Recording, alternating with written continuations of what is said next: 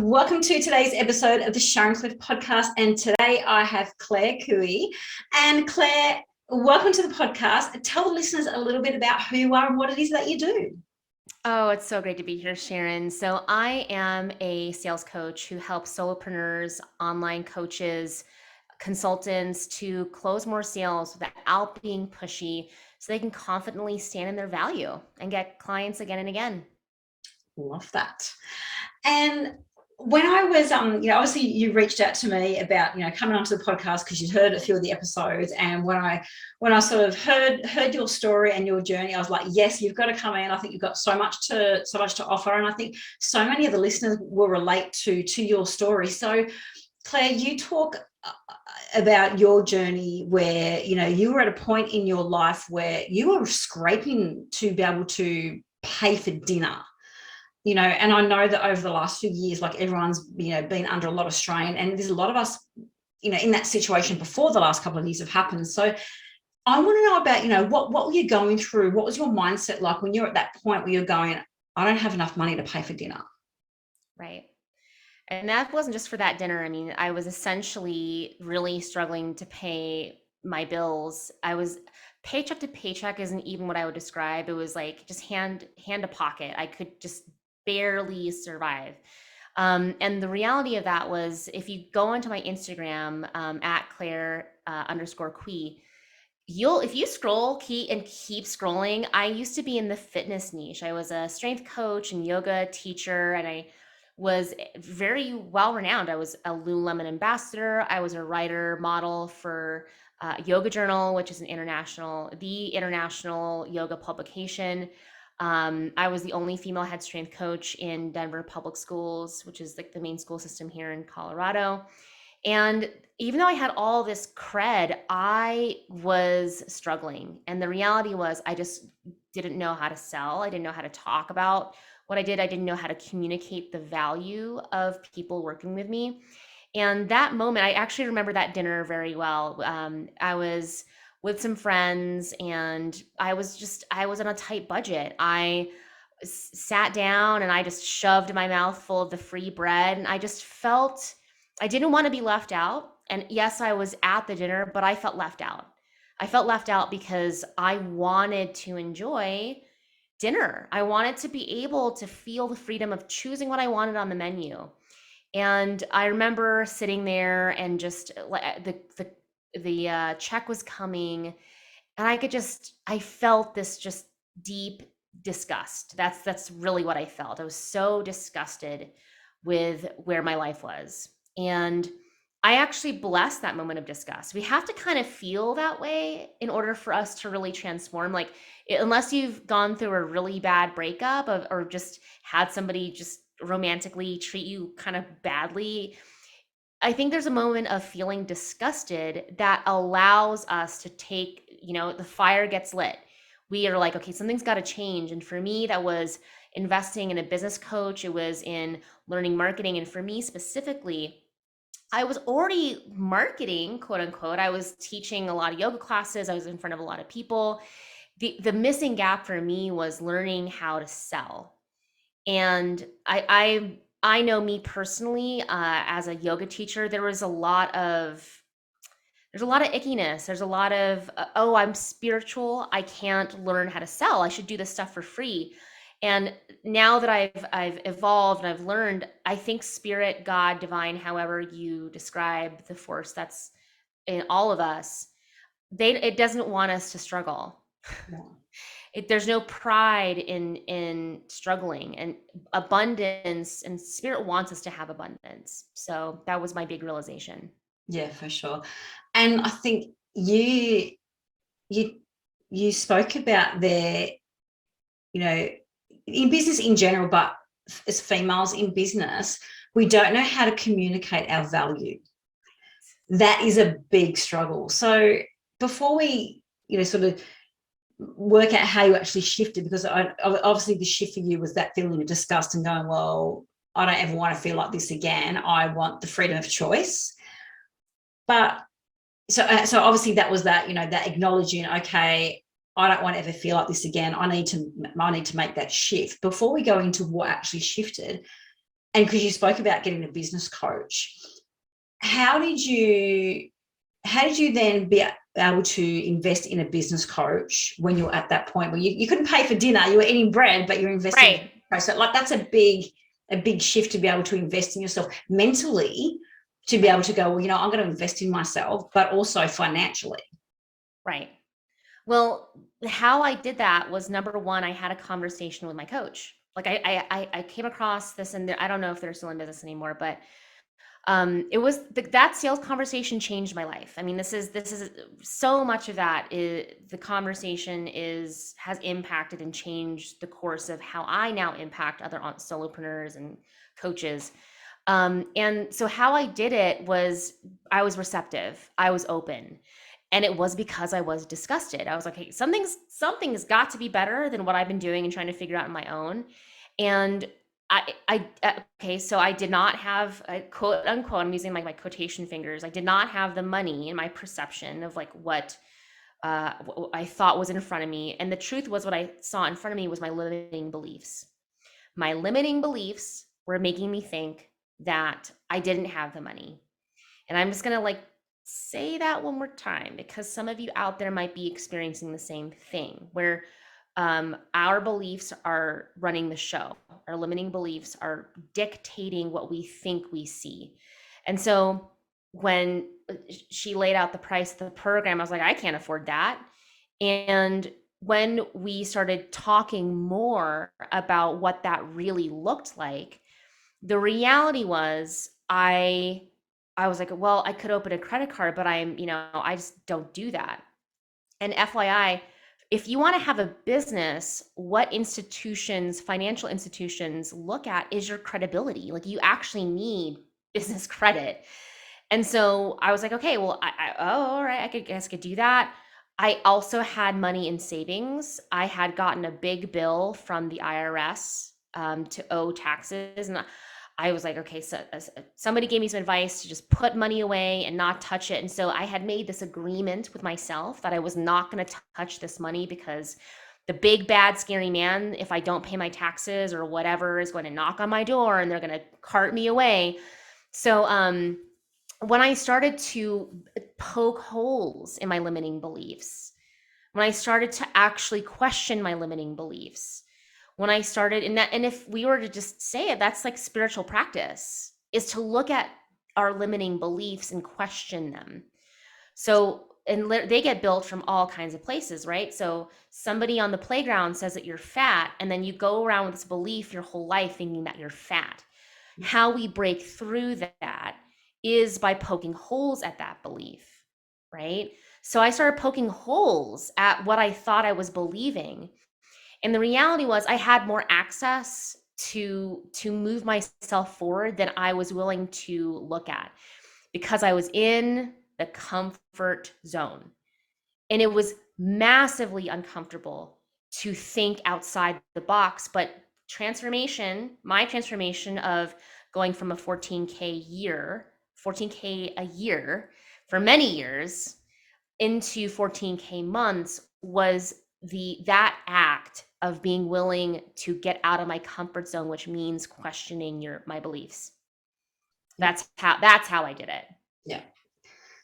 Awesome. Thank you for sharing that. And so coming back to being able to communicate your value, because I think, when we talk about sales and marketing and all that sort of stuff, and our beliefs and mindset, everyone struggles with how to communicate your value. So you've got your coach on board, you're stepping out of your comfort zone, you're getting uncomfortable, you're being receptive to what your coach is saying. How did you step up to being able to communicate your value? Because I know so many listeners out there have this same problem. We know what we do, we're great at it, we know that we make an impact for our clients, we know clients get the results, we've got the results ourselves, but how do you communicate that? Right. So I'll try to answer that as succinctly as I can, because that's just a really big topic. And I'll just say this: there's really two. If I were to break it up into two pieces initially, to two different things, communicating value means you have to have two wings of a bird. you have to have one wing, which is strategy. How are you actually communicating?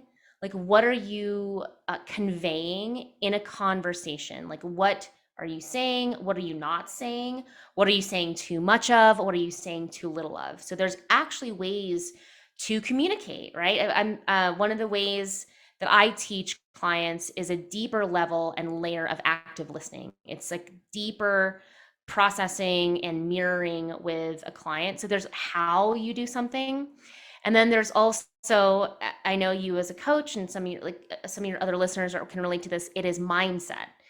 So much of what clients that come to me when I support them, whether it's one-on-one or in my 90-day program, it is about using strategy, but also so much of it is working on the mindset, because you can have the best program in the world, the best. In fact, a lot of my clients they're highly educated. I've worked with nurse mentors who are RNs. A handful of my clients right now have PhDs. They're physical therapists. These are highly educated people, but you're also not taught how to build a business and how to sell in physical therapy school or in nursing school, or when you get your nutrition degree.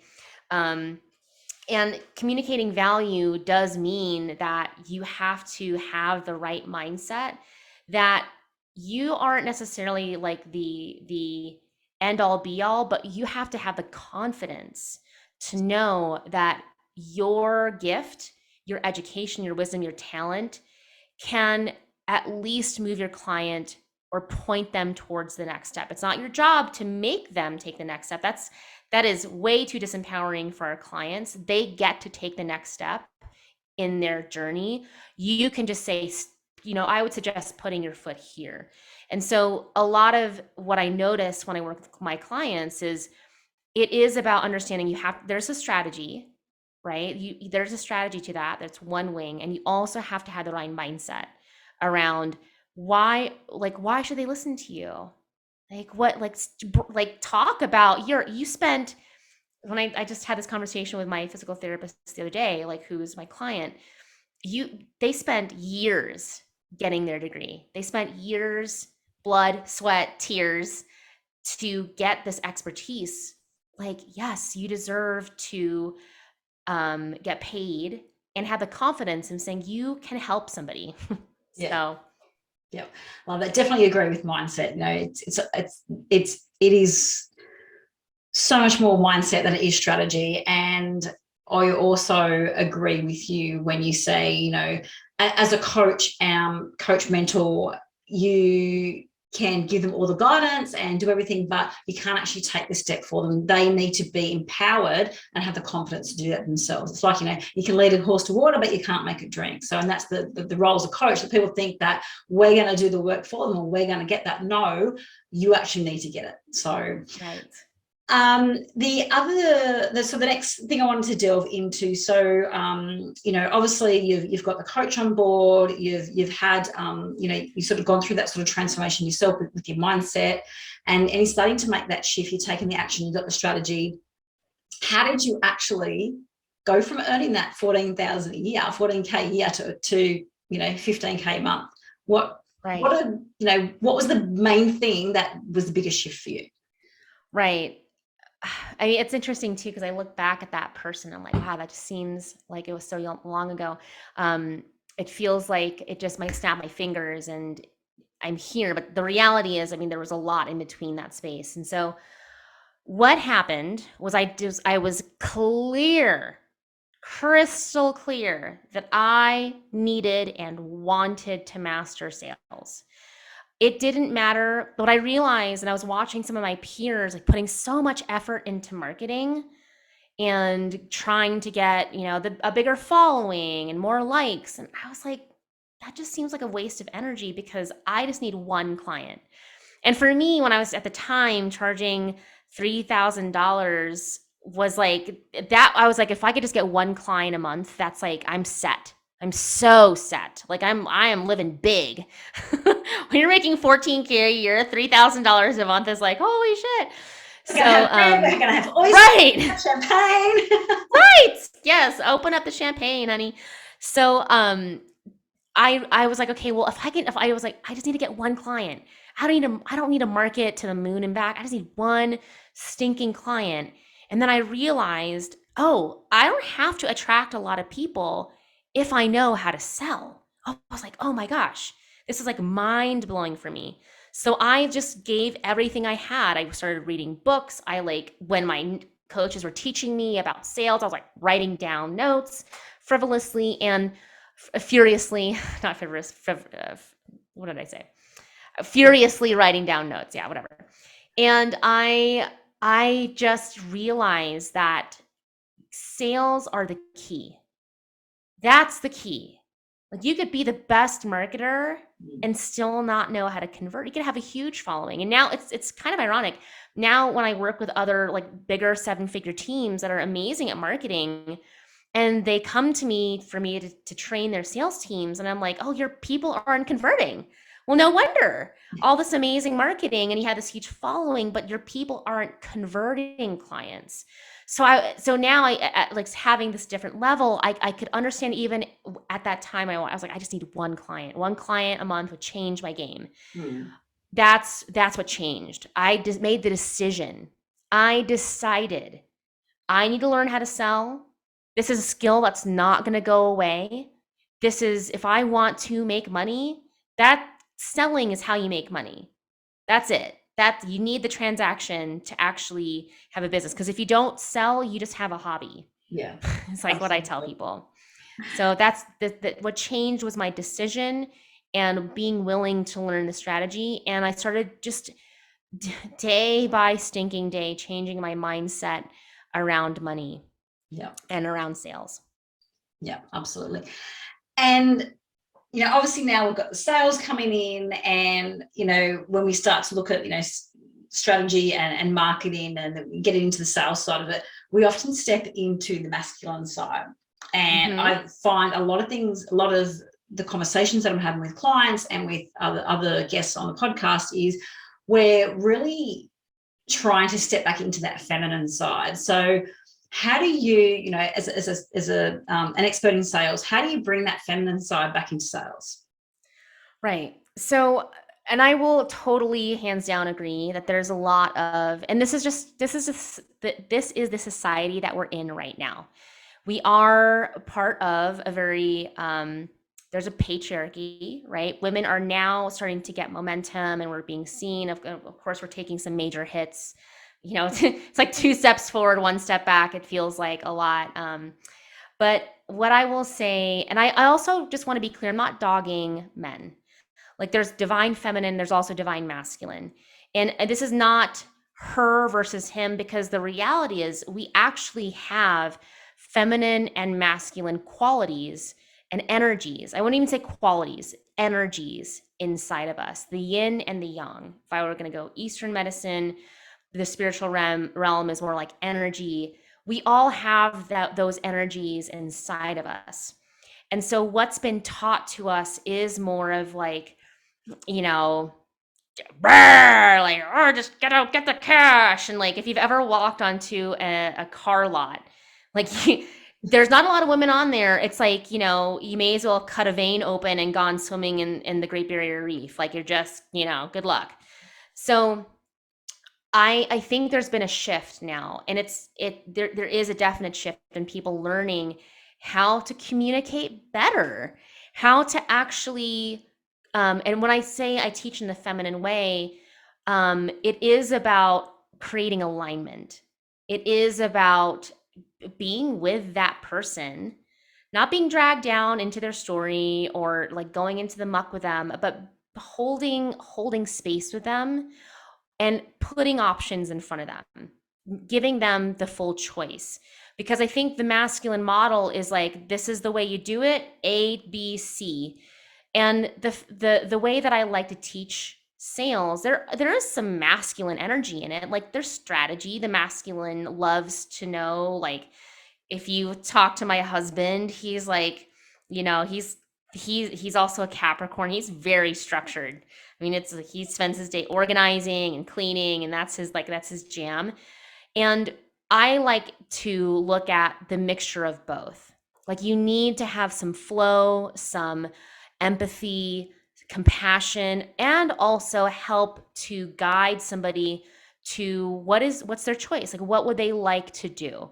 And also laying out through the communication tools like what those choices are, reflecting back to them, actively being in the conversation with them without pushing them. Yeah. Yeah, totally agree. You do need, you need that strategy and you need that masculine energy, but you also need to be able to bring the feminine side into the flow and the ease and that. So Right. I'm sure everyone can relate to the importance of having both, and not so much Right. balance. Sometimes you need to be in one and sometimes you need to step into the other. So I Right. think it's great to see that we're actually making some headway with that and not just, Right. stepping into one energy or the Yeah. other. Now, for our listeners, you've shared so much gold today around, mindset, around, having that shift, stepping into different energies. If our listeners could take one action after this episode to actually make that shift themselves, so most likely a mindset shift to start with, what would the one thing that you would, guide them to do, or to say, put your foot over here, what would be the one thing that you would say to them?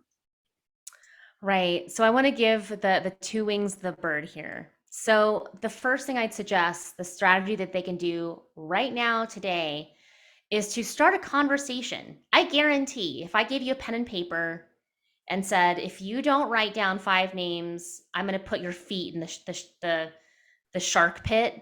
Like you'd be able to come up with 5 names, and that's like a little masculine. But if I were to sit you down and say, wow, like let's imagine in the last 30 days, 5 people that your heart says, wow, I could really help them. Or maybe that they've even said to you, like, well, how do you do that? Like, you're so good at that, right?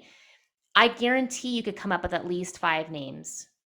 And the solid thing you could do right now, and I'm just giving everybody a chance to think about 5 names.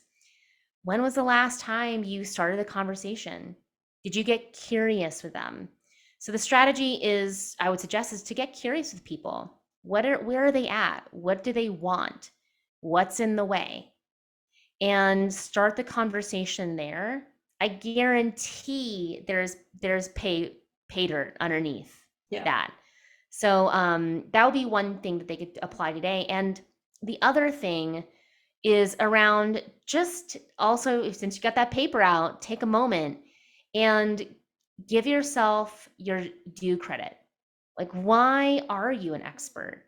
Why would why are you at this place now? Because whether you realize it or not, you've transformed in some way, shape, or form.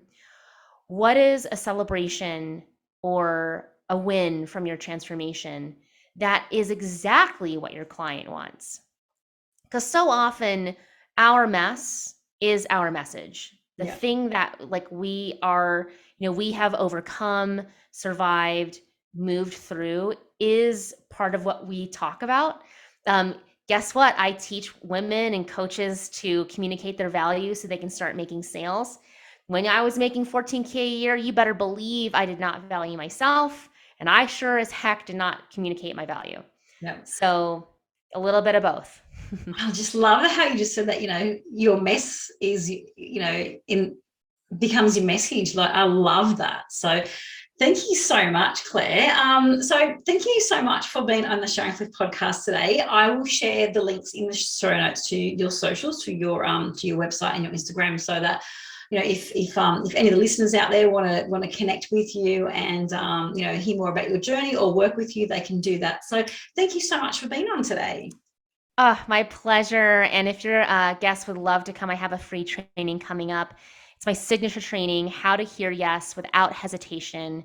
We all just desire clients to just not say, I can't afford it. And how do we create that environment when we talk to them so that they're just saying, heck yes, without question. So if they want to come join that training, they can just DM me on my social on Instagram, Clare_Cui, and just say, here, yes.